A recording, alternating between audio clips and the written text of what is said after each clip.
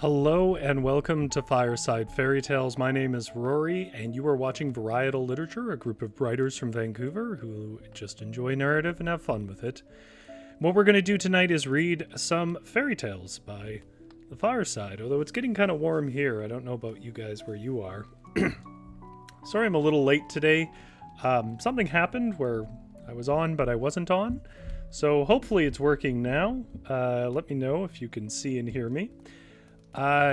We are going to read two stories tonight from two different books, called, the first book's called Round the Yule Log, and the second one's called Yuletide Stories, which would lead you to believe they're about anything wintry or Christmas, and in no way they are. So I don't know why they are called what they're called.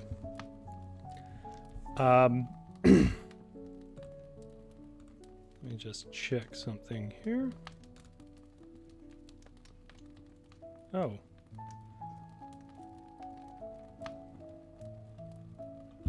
For some reason, it has created another link.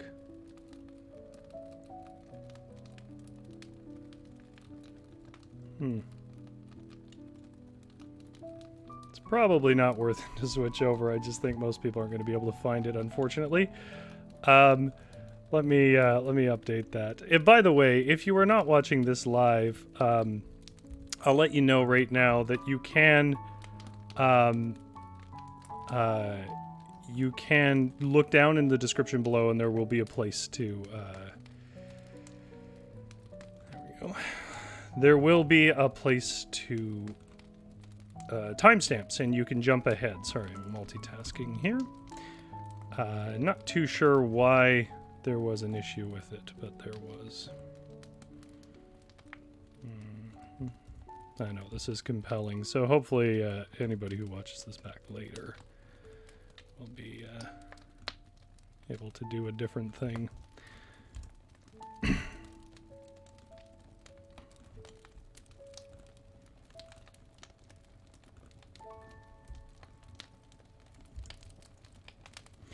Okay.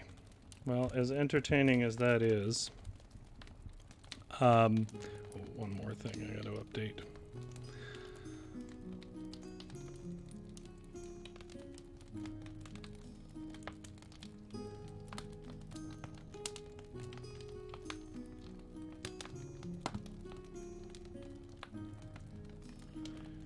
Sorry if you guys are just dropping in. There was a bit of a problem. Okay.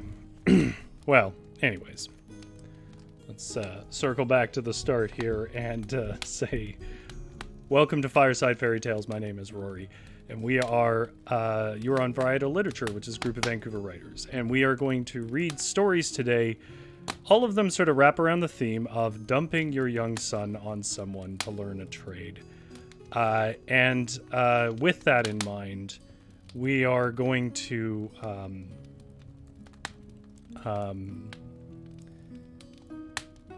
read two stories from two books. One's called Round the Yule Log, one's called Yuletide Stories. And that'll make you think that they're to do with Christmas, but they're really not. And neither one of these stories is to do with Christmas. I don't really know why they're in a Christmas book. But what they are two stories that I encountered through this collection, which I got for my birthday at the beginning of the month, called Nordic Tales. And Nordic Tales is a collection of tales from around various Nordic countries. And for example, The Widow's Son here, which again is in the public domain, is a Norwegian story. Whereas the second one, which is The Magician's Pupil, is a, believe, Danish story. Double check that. believe it's a Danish story. It's from Denmark. So...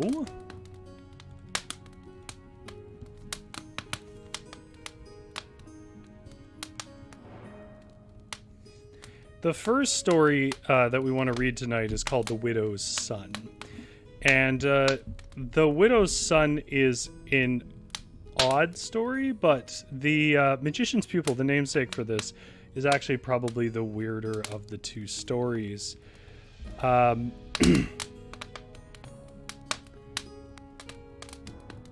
I will read that one first, because I think it's probably the one that'll be more engaging.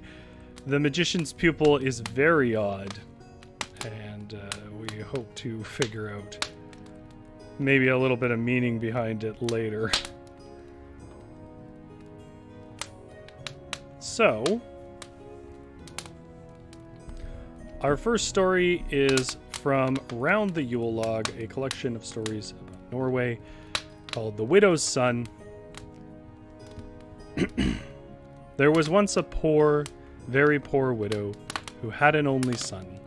She pulled through with the boy till he was confirmed, but then she told him that she could not feed him any longer. He would have to go out and earn his own bread. The lad wandered out into the world, and when he had walked a day or so, he met a stranger. "Where are you going to?" asked the man. "I'm going out to the world to try and get some work," said the lad. "Will you come into my service?" asked the man. "Well, why not? Just as well with you as with anybody else," answered the lad. "You'll find it a very good place," said the man. "You're only going to keep me company and do nothing else besides."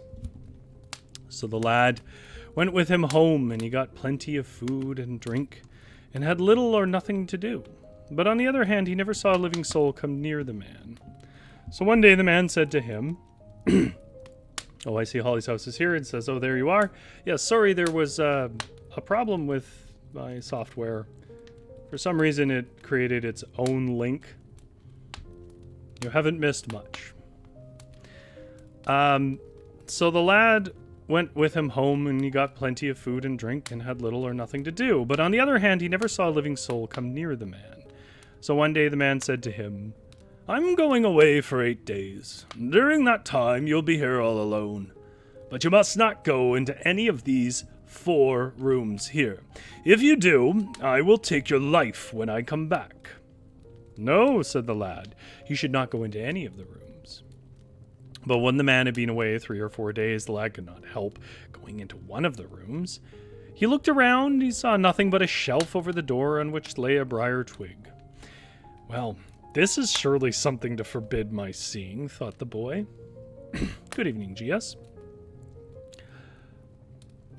When the 8 days were gone, the man returned. "You haven't been into any of my rooms, I suppose," said he. "No, not at all," said the lad.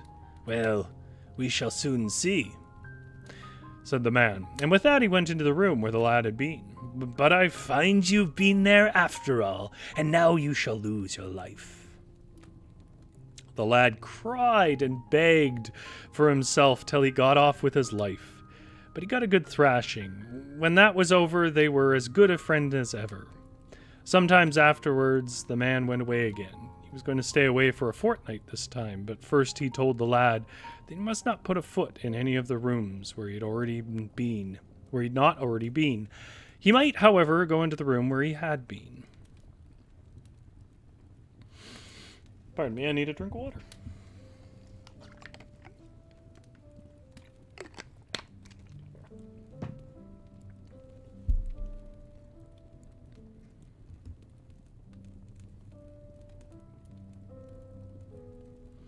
Well, it happened just as the last time, only that the lad waited 8 days before he went into the second room.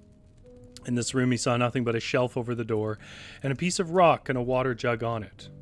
"Well, that's something to be so afraid of," thought the lad again. And by the way, I'm pretty sure he's being sarcastic here. When the man came back, he asked the lad if he'd been into any of the rooms. No, not likely. The lad hadn't been there. "We shall soon see," said the man. But when he saw that the lad had been into one of the rooms after all, he said, "I shall bear you no longer now. You will lose your life this time." But the lad cried and begged for himself again. He got off with a good thrashing again, but this time he got as much as he could possibly stand. When he had got over the effects of the thrashing, he led the same comfortable life as before, and he and the man were best of friends again. Some time after, the man had to go on a journey again, but this time he should be away for 3 weeks, and so he said to the lad that if he went into the third room during his absence, he would not have the slightest chance of escaping with his life. When 14 days had gone, the lad could not help himself, but stole into the third room. He saw nothing in there except a trap door in the floor. When he lifted it up and looked down into the room below, he saw a big copper kettle, which stood there and boiled and bubbled, but he saw no fire under it. It would be great fun to feel if it was hot, thought the boy, and put his finger into the kettle. But when he pulled it out again, it was gilded all over. The boy scraped and washed it, but the gilding would not come off, so he tied a rag around it. And when the man came home and asked what was the matter with his finger, the lad said that he had cut himself very badly. But the man tore the rag, and then he saw easily enough what really ailed the finger. He was at first going to kill the lad, but as he began crying and praying for himself again, he gave him such a sound thrashing that instead he had to keep to his bed for 3 days. And then the man took a jar down from the wall and rubbed the lad with some of its contents, and he was well as ever again. Before long, the man went away again. He was not coming back for a month, but he told the lad if he went into the fourth room, he would not have any hope of escaping with his life that time. For 2 or 3 weeks, the lad managed to resist the temptation, but then he couldn't help himself any longer. He must and would go into that room, and so he did. There stood a big black horse in a box by himself, and with a manger of glowing cinders at his head and a truss of hay at his tail. The lad thought this was altogether wrong. He changed them about and put the truss of hay on the horse's head. So the horse said, "Since you have such a good heart, let me have something to eat. I will save you from the troll, for that is what the man that you are with." For that is what the man is that you are with. "But now you must go up into the room just above here, and take a suit of armor out of those hanging there, and mind you, do not take any of the bright ones, but the rusty ones, you see. Take that, you see.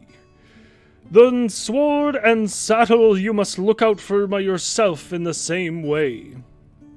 The lad did as he was told, but it was very heavy work to carry it all at once. When he came back, the horse told him to take all his clothes off and jump into the kettle which stood and boiled in the room below, and to have a good dip there. It's an odd thing to trust a horse when it tells you to get naked and jump in a boiling kettle. But the kid did it. "I shall be an awful sight then," thought the lad, but he did as the horse had told him. When he had finished his bath, he became handsome and smart, and as red and white and as blood and milk, and much stronger than before. "Do you feel any different?" said the horse. "Yes," said the lad. "Try, if you can, to lift me," said the horse. Oh yes, he could do that. And the sword, why, he swung it about his head as if it were nothing at all. "Now, put the saddle on me," said the horse, "and put the suit of armor on you, and then don't forget the briar twig, the piece of rock, the water jug, and the jar of ointment, and then we'll be off." The lad no sooner got on the horse than off they went at such a rate that he couldn't tell how fast they got on. And when he had been riding for some time, the horse said to him, "I think I hear a rumbling of something. Just look around. Can you see anything?" "Yes, there are a great many coming after us, at least a score," said the lad.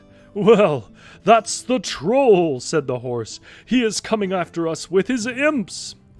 They rode on for a while until they who were coming after them were close upon them.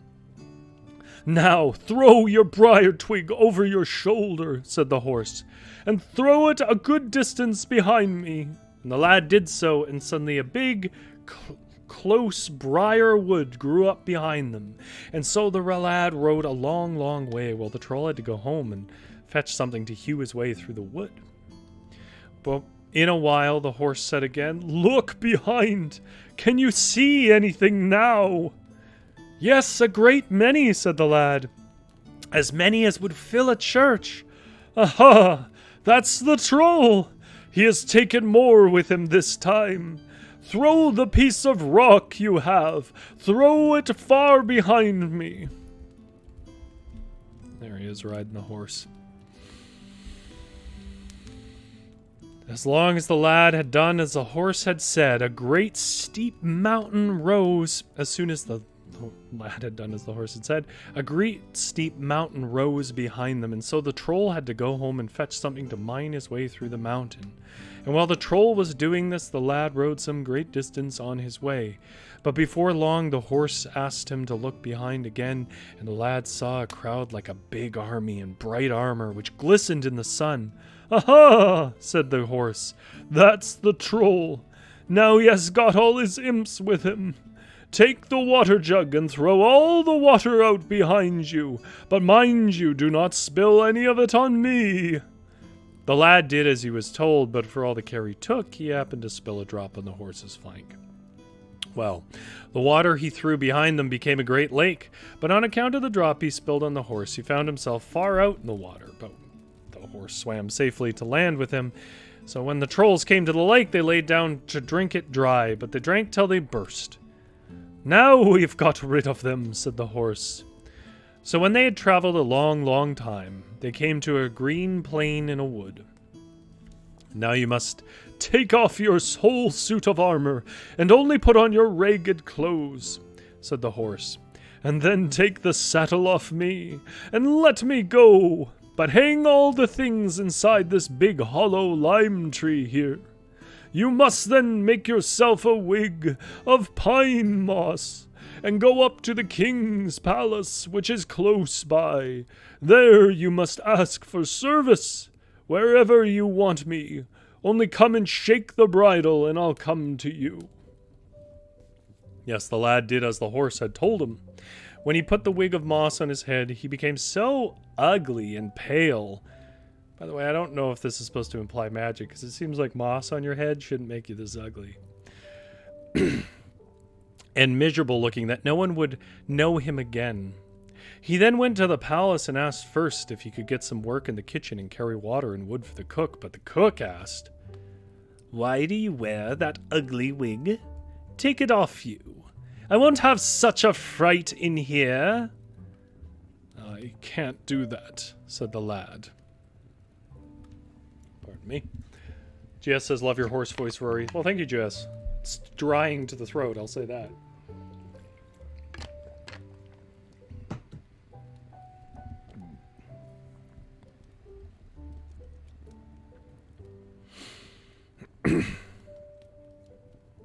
"I'm not all right in the head." "Do you think I will have you here near the food? If that's the case," said the cook, "go down to the coachman. You are better suited for cleaning out the stable." But when the coachman asked him to take off his wig and got the same answer, he would not have him either.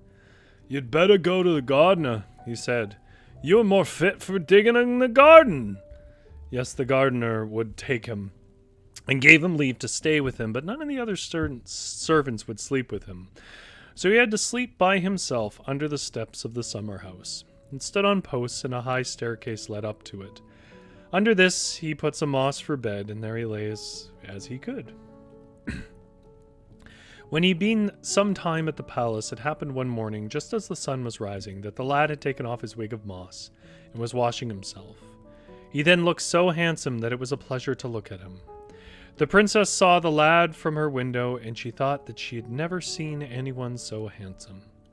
She asked the gardener why the lad slept out there under the steps. "Oh, none of his fellow servants will sleep with him," said the gardener. "Let him come up and lie outside the door of my chamber," said the princess, "and then I suppose they will not think themselves too good to sleep in the same room as he." The gardener told the lad of it. "Do you think I'll do it?" said the lad. "They would say that I was running after the princess." "Yes, you're very likely to be suspected of that," said the gardener. "You are so good-looking." "Well, if she orders it so, I suppose I must go," said the lad. When he was going up the stairs in the evening, he tramped and stamped so terribly that they had to tell him to walk more softly, and that the king should not get to know it. So he lay down by the door and began to snore. I do like, without pausing the story too much, the very obvious subtext that has been pulled back a bit here for a children's story. I'll just leave it at that. The princess then said to her maid, "Just go quietly to him and pull off his wig." The maid was going to snatch it off his head when he took hold of it with both hands and said that she should not have it. With that he lay down again and began snoring.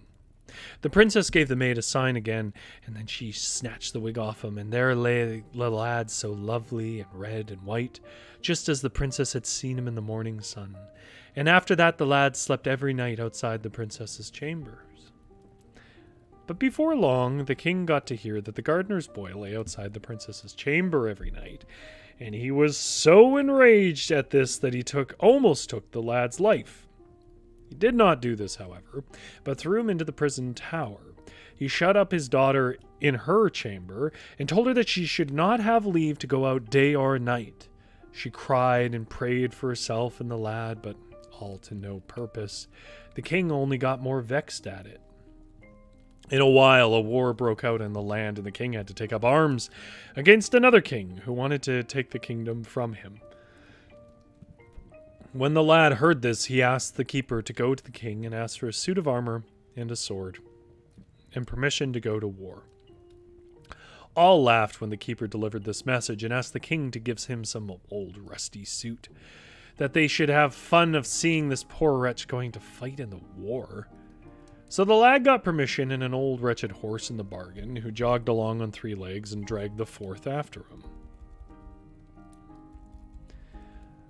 So they all set out to meet the enemy, but they had not gone far from the place before the lad got stuck in a bog with his nag.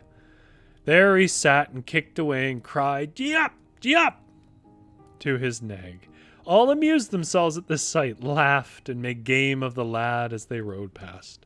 But no sooner were they out of sight when the lad ran to the lime tree and put on his suit of armor and shook the bridle, and the horse appeared at once and said, "You do your best, and I'll do mine." When the lad came up to the battle had already begun, and the king was in a bad plight. But the lad rushed into the thick of the fight and put the enemy to them. But no one came so near as to be able to talk to him, and when the battle was over, he was gone. When they rode home, they found the lad still stuck in the bog, kicking away at his 3-legged nag, and they began laughing again. "Just look! There sits that fool still," they said. For some reason, graphic war photos. The next day when they set out again, the lad was still sitting there. They laughed again and made game of him, but no sooner had they ridden past him before the lad ran to the lime tree, and all happened just as it did on the first day. Everyone wondered who this strange warrior could be that had helped the king. No one, of course, could have guessed it could be the lad. When they were on their way home that night and saw the lad still sitting there on his horse, they jeered at him again, and one of them shot an arrow at him and hit him in the leg. He began to cry and wail so pitiably. Then the king threw his pocket handkerchief to him to tie about his wound. The 3rd morning when they set out, they found the lad still on his nag in the bog. "Yep, yep!" he was shouting to his horse. "I'm afraid he'll be sitting there till he starves to death," said one of the king's soldiers as they rode past, and laughed at him till they were nearly falling off their horses. When they were gone, he ran again to the lime tree and came up to the battle in the very nick of time.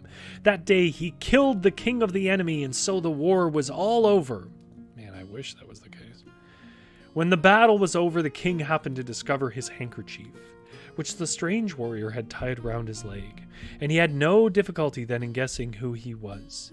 They received him with great joy and brought with him to the them to the palace, and the princess, who saw him from her window, became so glad that no one could believe it, and she exclaimed joyfully, "There comes my true love."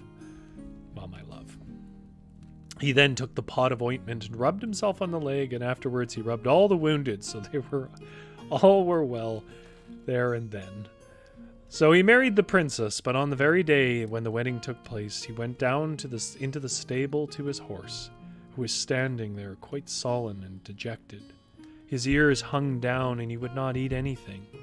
When the young king, for he was now made king and had got half the kingdom, spoke to him and asked what was the matter with him, the horse said, "I have now helped you through, and I do not care to live any longer. You must take the sword and cut my head off." "No, I will do nothing of the sort," said the young king. "But you shall have everything you want and do no more work." "Well, if you don't do as I tell you," said the horse, "you'd better look out for your life, which is in my hands entirely." So the king had to do what was asked of him. But when he lifted the sword and was about to strike, he felt so grieved he had to turn his face away, because he would not see the blow. But no sooner had he cut the head off the horse than the loveliest princess stood on the spot where the horse had stood. "Where in all the world did you come from?" "It was I who was the horse," answered the prince. "At one time I was king in the land where the king from that you killed in the battle yesterday came from. From that you killed in the battle yesterday." I said it right the first time. It just sounds wrong. "It was he who turned me into a horse and sold me to the troll. But now that he is killed, I shall get my kingdom back again, and you and I shall be neighboring kings. But we will never make war on one another." And no more they did. They were friends as long as they lived, and they used to go and visit each other often.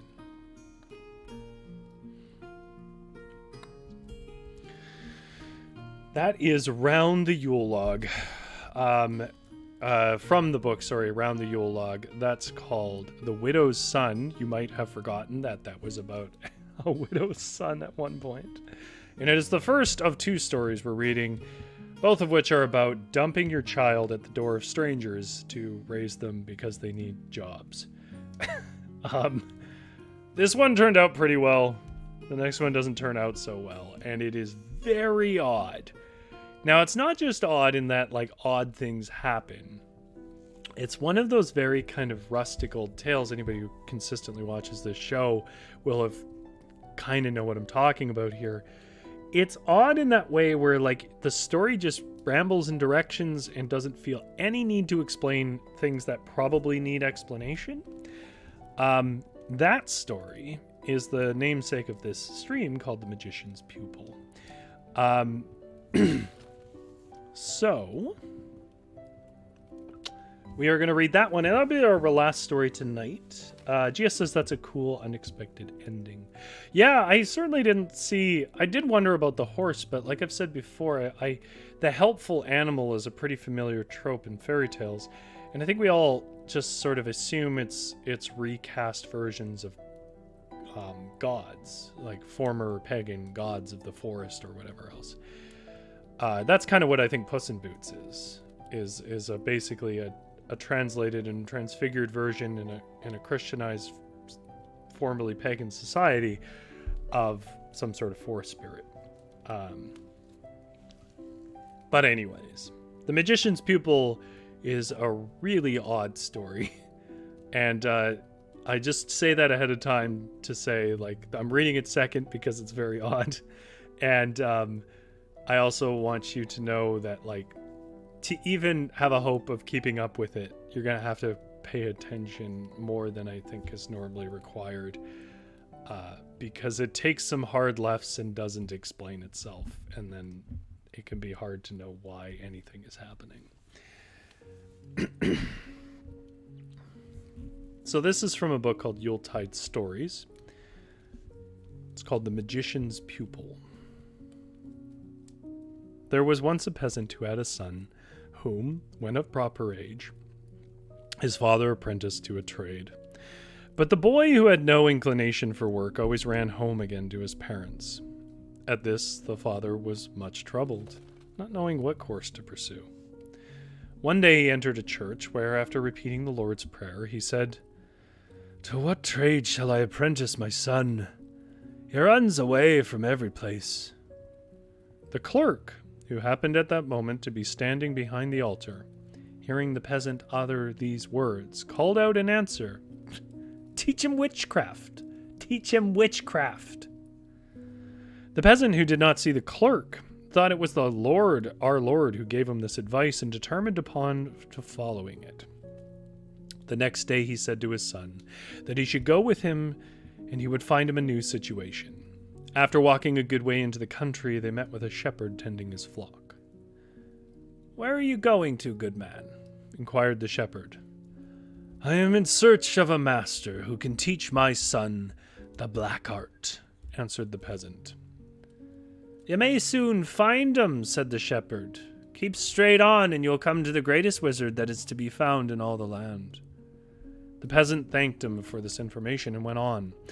Soon after, he came to a large forest, in the middle of which stood the wizard's house. He knocked at the door and asked the troll man whether he had any inclination to take a boy as a pupil. "Yes," answered the other, "but not for less a term than 4 years. And we will make this agreement, that at the end of that time you shall come, and if you can find your son, he shall belong to you.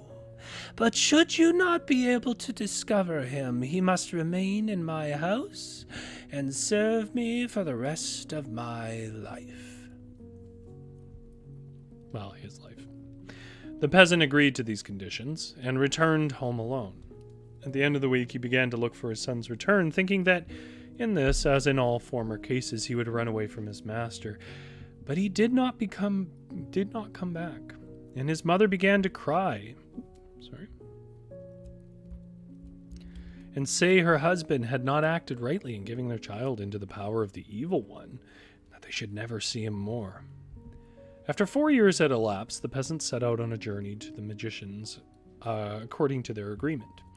A little before he reached the forest, he met the same shepherd, who instructed him how to act, so as to get his son back.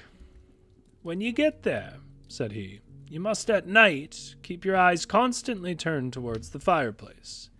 Take care not to fall asleep, for then the troll man will convey you back to your own house, and afterwards say, 'You did not come at the appointed time.' Now, tomorrow you will see 3 dogs in the yard eating milk porridge out of a dish. The middle one is your son, and he is the one you must choose."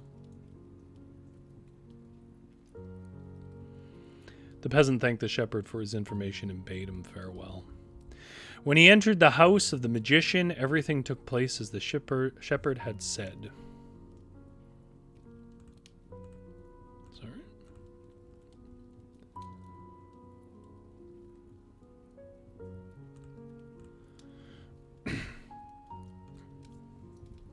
He was conducted into the yard, where he saw 3 dogs.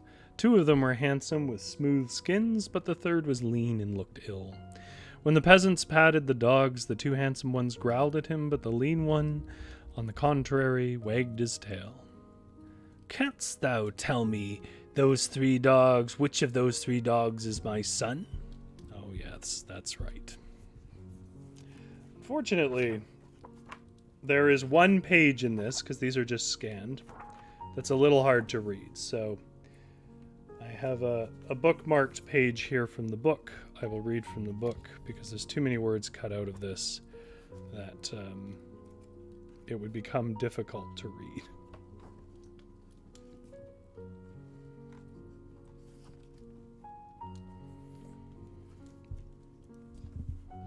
"Canst thou now tell me of which of these 3 dogs is thy son?" said the troll man. "If so, thou canst take him with thee. If not, he belongs to me." The peasant was then allowed to take his son home with him, so putting a cord around his neck, he went his way. Nope, I skipped a paragraph, sorry.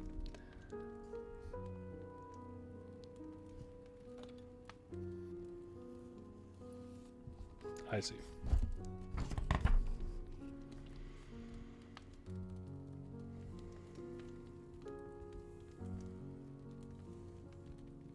"Well, then I will choose the one that appears the most friendly," answered the peasant, "although he looks less handsome than the others." I feel like we missed something here. Just a second. Yeah, no we didn't. I just forgot.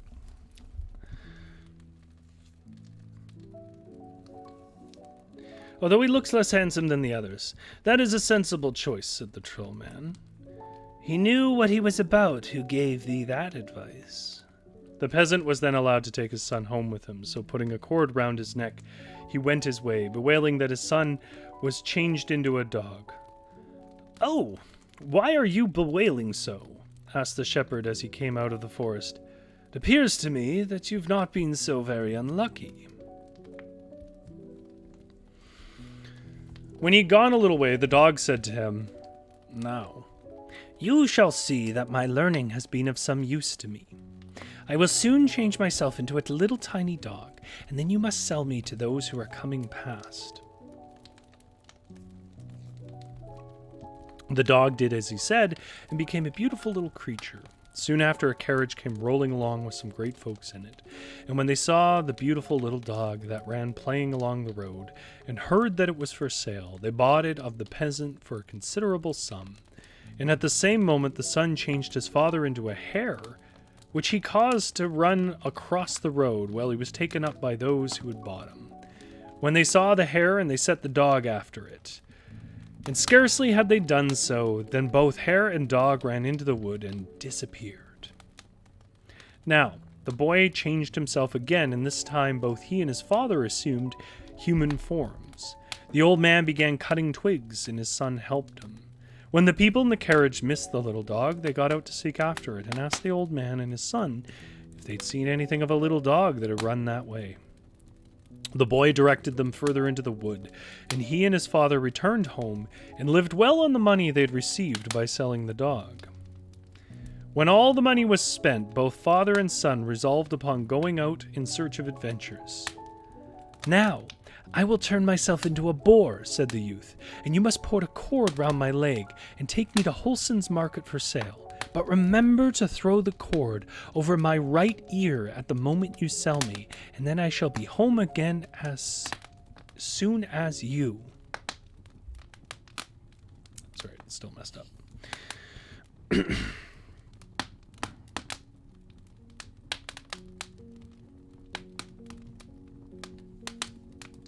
The peasant did as his son directed him and went to the market, but he set so high a price on the boar that no one would buy it, and so he continued standing in the market till the afternoon was far advanced. At length there came an old man who bought the boar off him. This was no other than the magician, who, angry at the father, had got back his son, had never ceased seeking after them from the time they'd left the house. When the peasant had sold his boar, he threw the cord over its right ear as the lad had told him, and in the same moment the animal vanished, and when he reached his own door, he saw again his son sitting at the table. They now lived a pleasant and merry life until all the money was spent, and then again set out on fresh adventures. This time the son changed himself into a bull, first reminding his father to throw the rope over his right ear as soon as he was sold. At the market, he met the same old man and soon came to an agreement with him about the price of the bull. While they were drinking a glass together in the alehouse, the father threw the rope over the bull's right horn, and when the magician went to fetch his purchase, it had vanished. And the peasant, upon reaching home again, found his son sitting by his mother at the table. The third time the lad turned himself into a horse, and the magician was again in the market and bought him.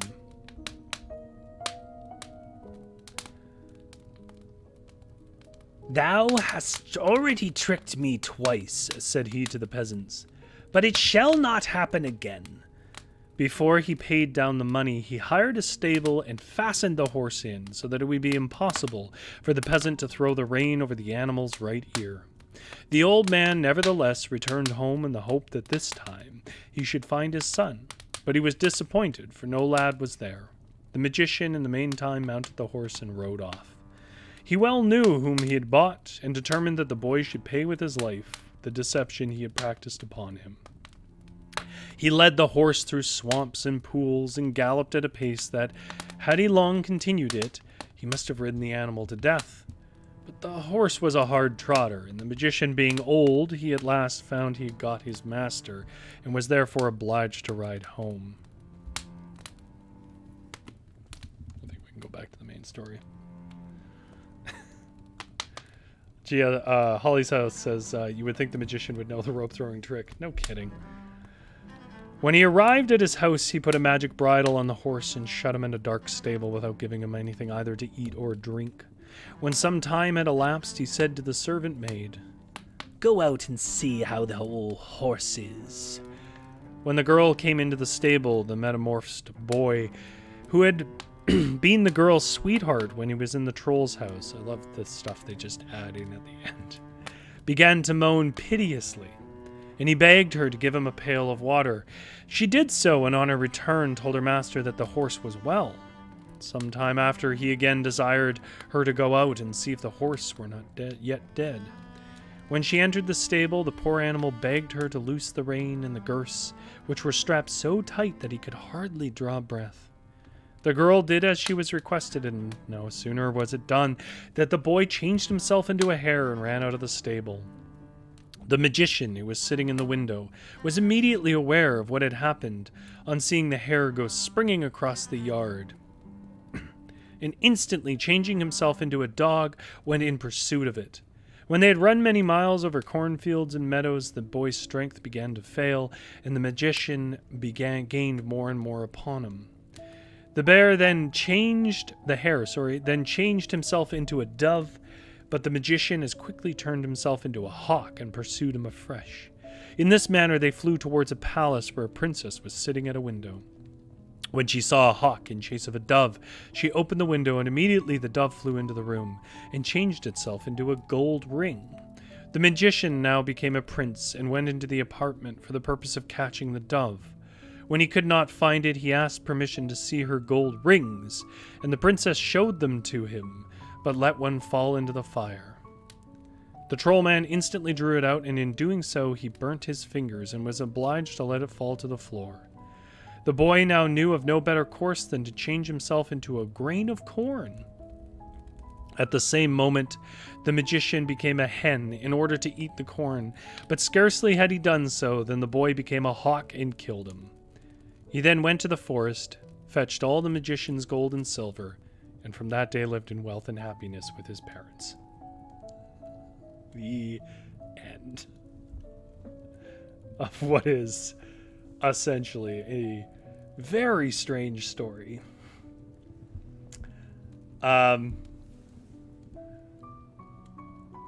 GS says bad bargain from earlier in the story. Holly's House says the guy is thinking, this sounds great, please take him off my hands. Yeah, I definitely get that vibe. Like, to be honest, I picked two stories that we haven't read here, right?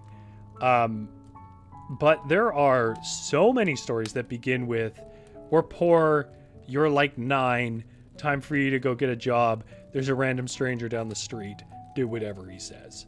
Like, it's not hard to find stories like that.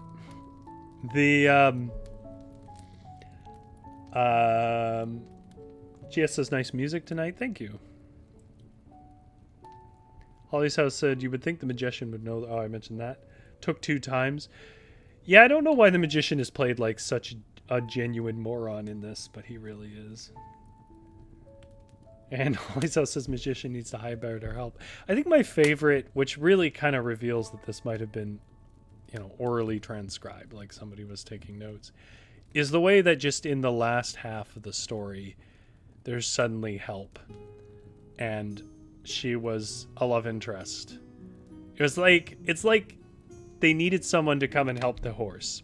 The magician wasn't going to do it. So they just threw this girl in, and then they were like, why would she help him over the guy who could probably, like, kill her? And then it's like, well, they were lovers of a sort. And then you never hear from them again. Like, he doesn't go and save her from the magician, and she doesn't come and live in their wealth or whatever else. She's not mentioned again.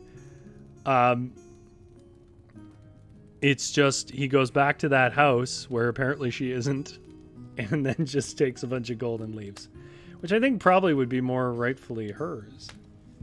Anyways, it is, after all, silly little fairy tales on Fireside Fairytales, and it is best not to overthink these. Well, sorry for the rocky start. For anybody who was caught in that, I, to this moment, actually don't understand why it did what it did. But it seems like every week there's a new and inventive way that malfunctions occur. Though, to be fair, the idea that I can process video and send it live over the internet with about 60-second delay to the entire world, it's kind of amazing that this doesn't break more. So I guess I won't complain too much. Anyways, I hope you guys enjoyed these stories of dumping your children on random strange men's doorsteps. I feel like the lesson is supposed to be don't do it. But both worked out pretty well. So maybe the point is you should dump your children on random strange men's doorsteps. Yes, it's going to be a hardship, but there might be some money in it. I mean, that sounds weird, but review the stories, man. What other conclusion was there? Thank you so much to GS and Holly's House for coming and hanging out in the chat. For the rest of you who have watched out there in the mystery lurking land, thank you so much for coming by. And for anybody who's watching this on demand later, I thank you as well. I hope you enjoy hearing stories with me. This has been Fireside Fairytales, and I will keep the fire warm for you. You have a good sleep.